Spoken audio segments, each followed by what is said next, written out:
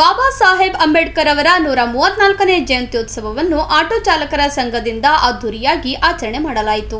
ನಗರದ ಮೋಹನ್ ಲಾಡ್ಜ್ ಬಳಿಯ ಜೈ Karnataka auto stand ವತಿಯಿಂದ ಬಾಬಾ ಸಾಹೇಬ್ ಅಂಬೇಡ್ಕರ್ ಅವರ 134ನೇ ಜಯಂತ್ಯೋತ್ಸವ ಕಾರ್ಯಕ್ರಮವನ್ನು ವಿಜೃಂಭಣೆಯಿಂದ ಆಚರಿಸಲಾಯಿತು. ಕಾರ್ಯಕ್ರಮದಲ್ಲಿ ಭಾಗವಹಿಸಿದ್ದ ಹಿರಿಯ ಕಾಂಗ್ರೆಸ್ ಮುಖಂಡ ಪವನ್ ಕುಮಾರ್ ವಳಕೇರಿ ಅವರು ಸಮಾರಂಭವನ್ನು ಉದ್ಘಾಟಿಸಿದರು. ಬಳಿಕ ಮಾತನಾಡಿದ ಅವರು ಬಿಆರ್ ಅಂಬೇಡ್ಕರ್ ಅವರ 134ನೇ ಜಯಂತಿಯನ್ನು ಜೈ ಕರ್ನಾಟಕ ಆಟೋ ಸ್ಟ್ಯಾಂಡ್ ವತಿಯಿಂದ ಪ್ರತಿ ವರ್ಷವೂ ವಿಜೃಂಭಣೆಯಿಂದ ಆಚರಿಸಿಕೊಂಡು ಬರಲಾಗುತ್ತಿದೆ. ಪ್ರತಿ ವರ್ಷ ವಿವಿಧ ಕಾರ್ಯಕ್ರಮ ಆಯೋಜನೆ ಮಾಡುವ ಮೂಲಕ ಆಟೋ ಚಾಲಕರು ಅಭಿಮಾನವನ್ನು ಮೆರೆಯುತ್ತಿದ್ದಾರೆ ಎಂದು ಹೇಳಿದರು. ಬಳಿಕ ಮಾತನಾಡಿದ ಪತ್ರಕರ್ತ ಸುರೇಶ್ ಬಡಿಗೇರ್ ಅವರು ಆಟೋ ಚಾಲಕರ ಸಂಘದಿಂದ ಪ್ರತಿ ವರ್ಷವೂ ವಿಜೃಂಭಣೆಯಿಂದ ಡಾಕ್ಟರ್ ಬಿಆರ್ ಅಂಬೇಡ್ಕರ್ ಅವರ ಜಯಂತಿಯನ್ನು ಆಚರಿಸಿಕೊಂಡು ಬರಲಾಗುತ್ತಿದ್ದು ವಿಶ್ವದಾದ್ಯಂತ ಅಂಬೇಡ್ಕರ್ ಅವರ ಜಯಂತಿ ಆಚರಣೆ ಮಾಡುತ್ತಿದ್ದಾರೆ ಎಂದರು.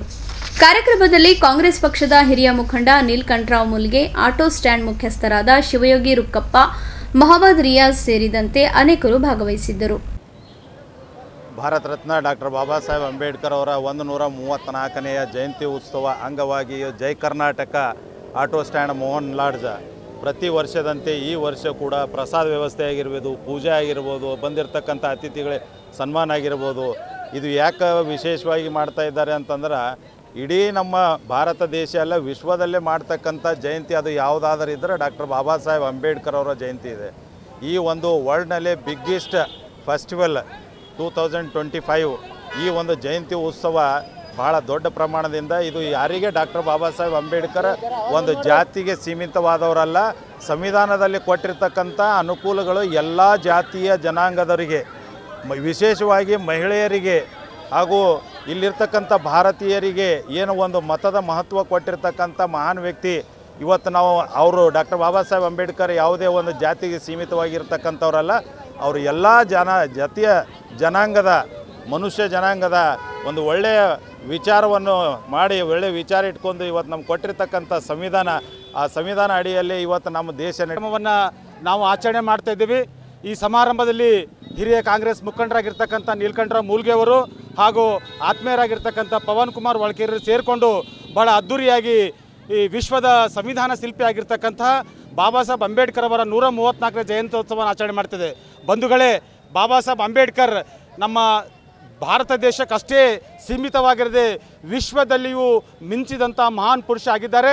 ನೀರಾವರಿ ತಜ್ಞ, ಆರ್ಥಿಕ ತಜ್ಞ, ಸ್ತ್ರೀ ವಿಮೋಚಕ, ಎಲ್ಲದಕ್ಕೂ ಮಿಗಿಲಾಗಿ ಈ ಭಾರತವನ್ನು ಬೆಳಗಿಸಿದ ಮಹಾನ್ ಪುರುಷ ಅಂತಂದರೆ ಅವರು ಬಾಬಾ ಸಾಹೇಬ್ ಅಂಬೇಡ್ಕರ್.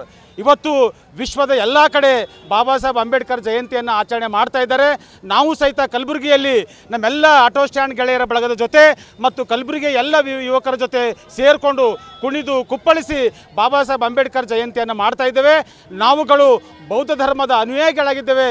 ಬುದ್ಧನನ್ನು ತೋರಿಸಿಕೊಟ್ಟಂಥ ಬಾಬಾ ಸಾಹೇಬ್ ಅಂಬೇಡ್ಕರ್ ನಮಗೆ ಯಾವತ್ತೂ ಮಾದರಿಯಾಗಿರುತ್ತಾರೆ. ಇವತ್ತು ಭಾರತ ದೇಶದಲ್ಲಿ ಸಂವಿಧಾನ ಹೊಂದಿದ್ದು ಸಂವಿಧಾನದ ಅಡಿಯಲ್ಲೇ ನಾವೆಲ್ಲರೂ ನಡಿಬೇಕಾದಂಥ ಸಂದರ್ಭ ಬಂದಿದೆ. ಮತ್ತು ವಿಶೇಷ ಅಂದರೆ ಈ ಬಾರಿ ಭಾರತ ರತ್ನ ಬಾಬಾ ಸಾಹೇಬ್ ಅಂಬೇಡ್ಕರ್ ಅವರು ಈ ದೇಶಕ್ಕೆ ಕೊಟ್ಟಂಥ ಕೊಡುಗೆಯಿಂದ ನಾವೆಲ್ಲರೂ ಮನುಷ್ಯತ್ವದಲ್ಲಿ ಮನುಷ್ಯರಾಗಿಯೇ ಬದುಕತಕ್ಕಂಥ ಸಂದರ್ಭ ಅವರು ಒದಗಿಸಿಕೊಟ್ಟಿದ್ದಾರೆ. ಯಾವತ್ತೂ ನಮಗೆ ಬುದ್ಧ, ಬಸವ, ಅಂಬೇಡ್ಕರ್ ಮಾದರಿಯಾಗಿರ್ತಾರೆ ಎನ್ನುವ ಮಾತನ್ನು ಹೇಳ್ತಾ